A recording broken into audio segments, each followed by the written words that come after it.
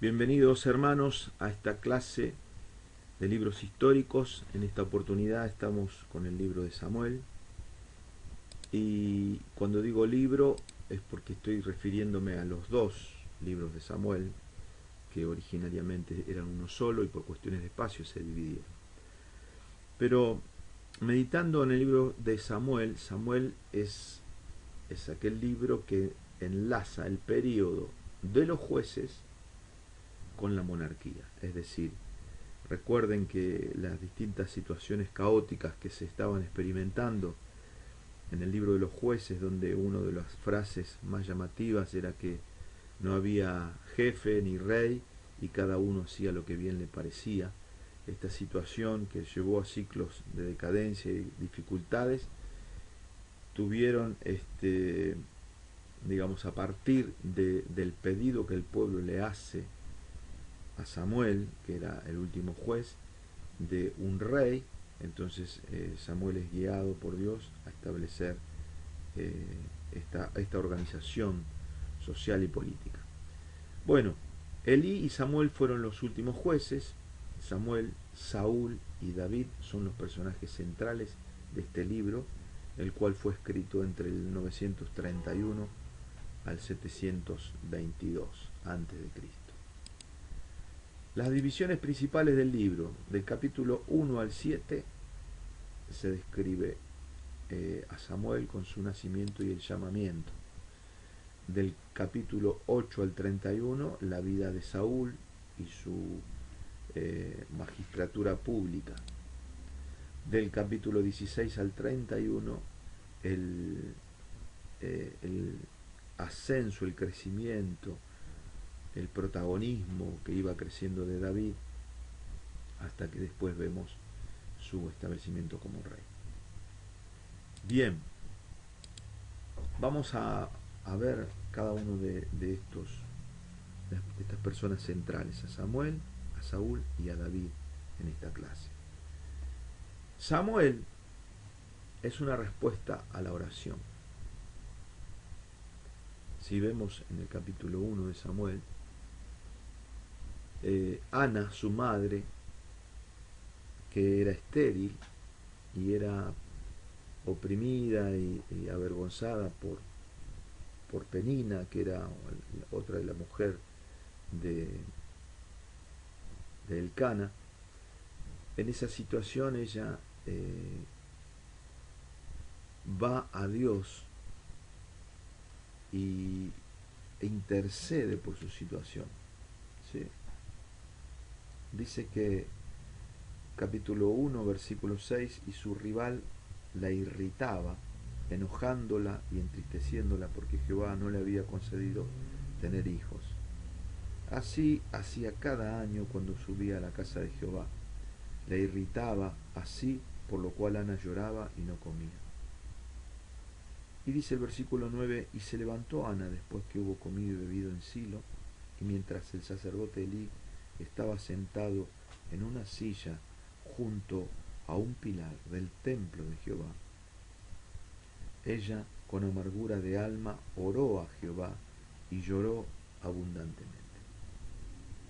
E hizo voto, diciendo: Jehová de los ejércitos, si te dignares mirar a la aflicción de tu sierva, y te acordares de mí, y no te olvidares de tu sierva, sino que dieres a tu sierva un hijo varón, yo lo dedicaré a Jehová todos los días de su vida, y no pasará navaja sobre su cabeza. Dice que ella, con amargura de alma, oró a Jehová y lloró abundantemente. Lo que Ana hizo es una ley espiritual de suma importancia. Es decir, cuando nosotros nos encontramos frente a dificultades, insatisfacciones, situaciones conflictivas, problemas, ¿a quién vamos? ¿A quién recurrimos? Vamos a un amigo, vamos al pastor, pedimos la intervención de alguien importante. ¿Qué hacemos cuando estamos atravesando dificultades. Analicemos, examinemos nuestro corazón. ¿A quién recurrimos? Vemos acá que Ana, en esta situación que era insalvable, que era irreparable humanamente, ella va a la fuente de vida. Y ella ora y derrama su corazón delante de Dios. Entrega delante del altar, delante de la presencia de Dios, su amargura, su tristeza. Le pide a Dios que le dé ese hijo, concretamente le pide por ese hijo, y se compromete a que eso que está pidiendo lo va a consagrar, lo va a dedicar a Dios todos los días de su vida. ¿Saben qué, queridos hermanos, que esta acción y esta oración de Ana agradó a Dios? No solamente que agradó, sino que es un principio espiritual muy importante que nos habla de que por medio de la intercesión, de la oración, se producen los cambios más fundamentales en nuestra vida. Por medio de la oración, la intercesión, se logran transformaciones en la tierra que no se lograrían de otra manera. Es decir, la oración, la intercesión conecta la tierra con el cielo y provoca cambios de parte de Dios en nuestras circunstancias. Y este principio es muy importante que como hijos de Dios lo conozcamos, como hijos de Dios lo practiquemos, porque las grandes conquistas de tu vida no van a ser por tu habilidad, por tu capacidad, por tu esfuerzo, por tu determinación, por las cosas positivas de tu carácter, sino por la intervención soberana de Dios a partir de la oración.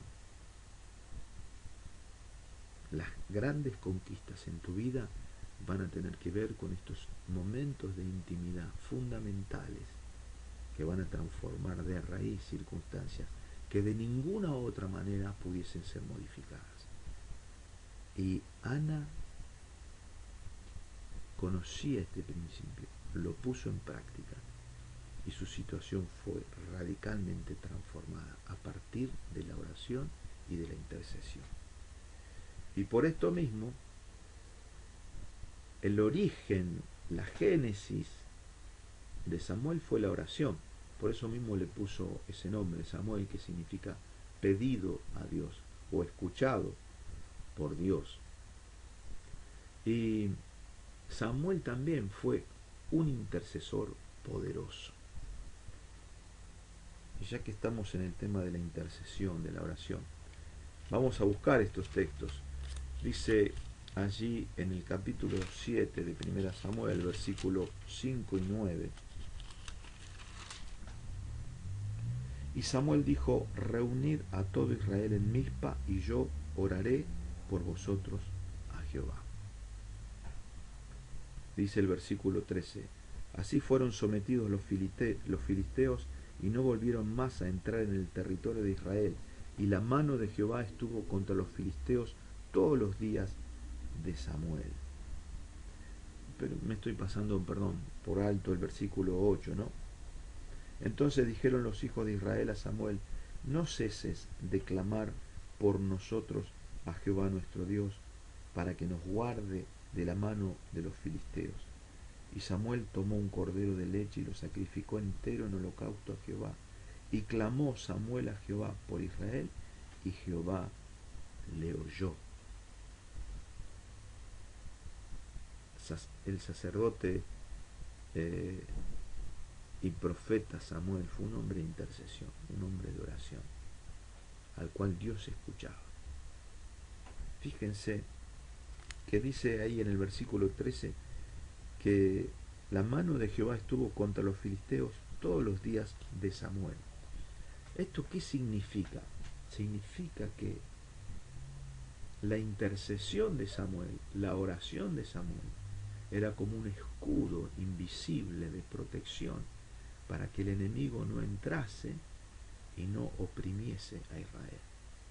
Entonces, Fíjense las cosas invisibles que produce la intercesión, la oración. Una cobertura, una autoridad espiritual, una protección, una, una acción de Dios a favor de nuestras vidas. Esto es muy importante, hermanos, porque realmente en estos tiempos donde la maldad está abundando, dice, Jesús habló de estos tiempos que el amor de muchos se enfriaría, y entre ese amor a Dios la intercesión también va disminuyendo.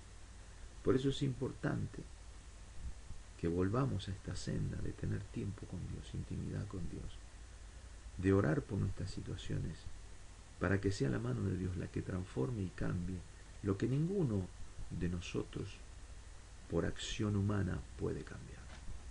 Fíjense también el capítulo 12, versículo 17.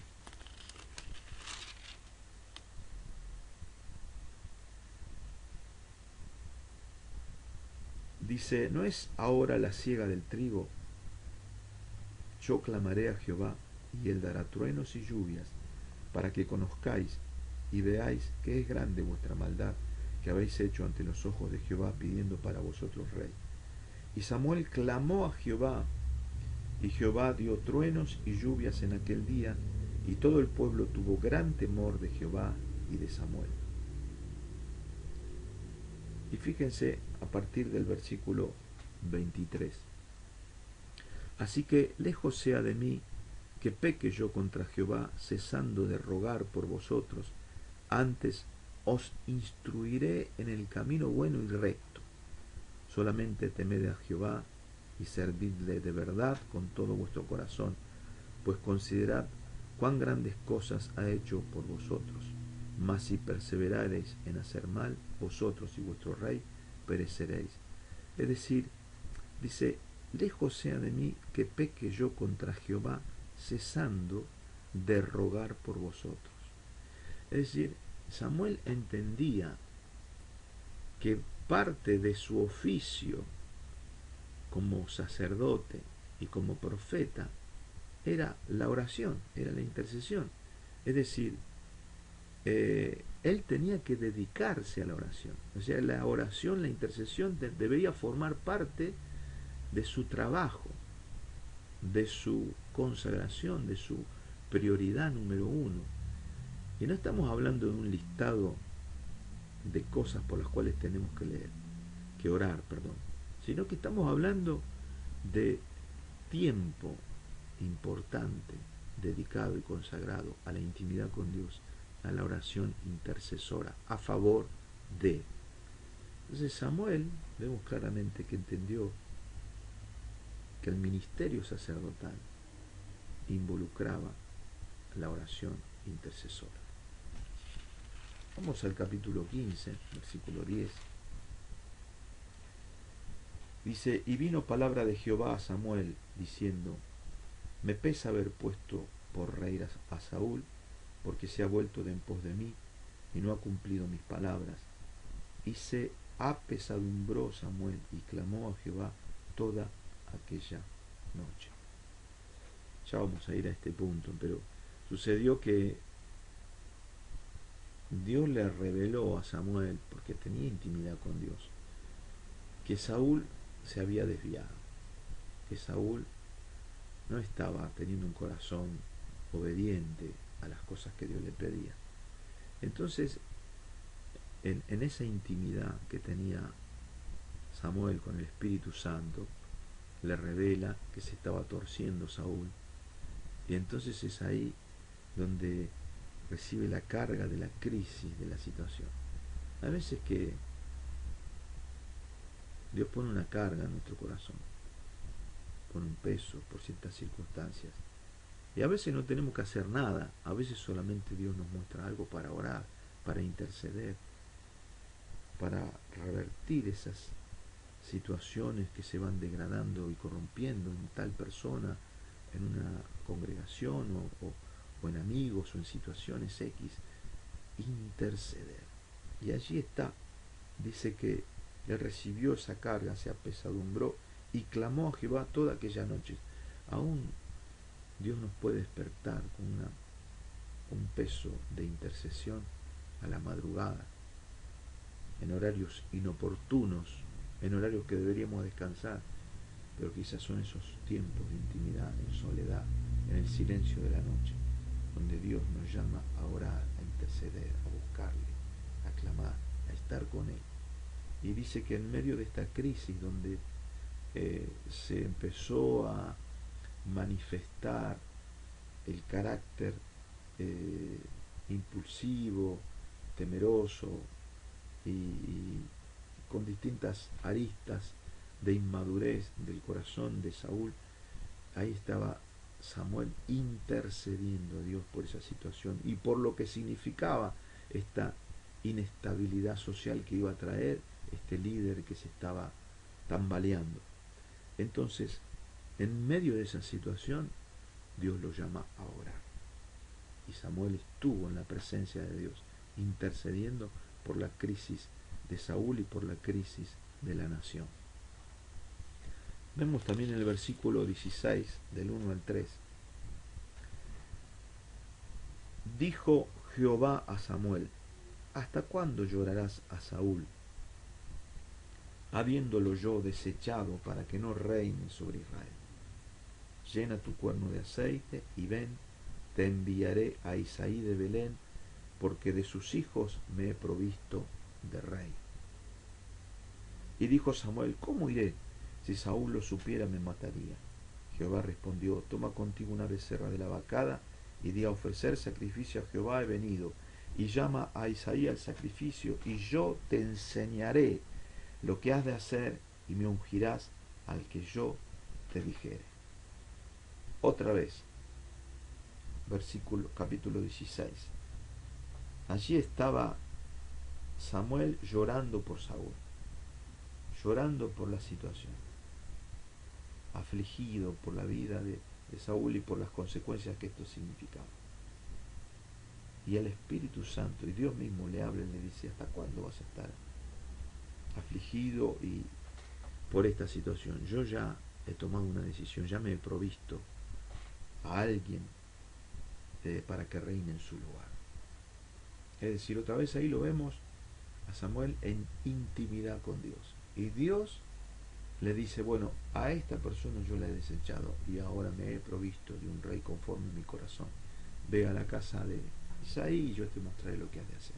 Es decir, Dios le dice qué había decidido sobre la situación de Saúl, que él ya había provisto otro y que tendría que ir a tal y cual lugar y iba a acompañar y que iba a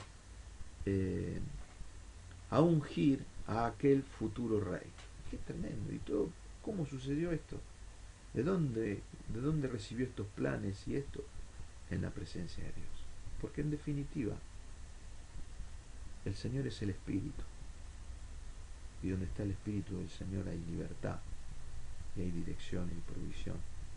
Y estar con Dios es estar con nuestro jefe, estar con el que administra la obra. Y esta es la prioridad de un sacerdote. Este es el lugar de intimidad donde cada uno de nosotros como siervos de Dios debemos estar. Porque es allí donde Dios nos va a traer revelación, nos va a traer sabiduría y nos va a traer dirección de lo que tenemos que hacer. Entonces, discúlpenme si les parece que ocupé mucho tiempo, pero siento que este es un tema central, porque quizás de todo lo que podemos decir, aprender este principio nos va a salvar de muchos errores si nosotros aprendemos y ponemos en práctica este principio de que la oración y la intercesión sea lo primero y lo más importante en nuestra vida. Samuel. Segunda cosa sobre Samuel es que además de juez y sacerdote fue profeta. Quien comenzó las escuelas de profeta. Estos se dedicaban al estudio de la ley, hacían copias de la ley y se dedicaban a adorar, a interceder, a enseñar y predicar. Vamos a 1 Samuel capítulo 10. versículo 5. Después de esto llegarás al collado de Dios, donde está la guarnición de los filisteos. Esto eran instrucciones que le había dado a Saúl. Y cuando entres allá en la ciudad, encontrarás una compañía de profetas que descienden del lugar alto, y delante de ellos salterio, pandero, flauta y arpa, y ellos profetizando. Entonces el Espíritu de Jehová vendrá sobre ti con poder, y profetizarás con ellos, y serás mudado en otro hombre. Aquí vemos que dice que había una compañía de profetas. Esa compañía de profetas, esa organización de estos grupos dedicados al estudio de la ley, a la copia, como decía, adorar, interceder, a enseñar y predicar, era un ministerio que se fue organizando. Antes también, en Elías, Eliseo también formaban parte de la escuela de los profetas, ¿no? Pero Samuel es el que le dio más cuerpo, más formalidad a estas distintas escuelas. Había en varios lugares había escuelas de profetas. Y las escuelas de profetas eran como esto, eran una especie de seminario, donde había enseñanza de la escritura, donde se memorizaba la ley, donde se daba el sentido, se explicaba, se hacía una aplicación de la ley para las situaciones sociales, personales, y también se tomaba tiempo para adorar. Dice que acá estaban con salterio, pandero, flauta y arpa, adorando a Dios. Adorar a Dios, exaltarle. Dios habita en la alabanza de su pueblo. Y también para enseñar y predicar. Samuel dice, lo van a ver, que él hacía todo un recorrido por distintas ciudades y volvía a Ramá, que era el lugar donde vivía, pero él salía y juzgaba a Israel, dice. Y ese juzgar significa que él predicaba, exhortaba, enseñaba, reprendía, señalaba si se estaba obedeciendo o no, se afirmaban las cosas que estaban bien y se restauraban o se corregían las que estaban mal. Y eso tenía que ver porque conocía la ley y porque examinaba la vida del pueblo y les llamaba a la obediencia. Entonces, en esto consistía la escuela de profetas, hombres dedicados al estudio de la palabra y a adorar, a interceder, a enseñar, a predicar.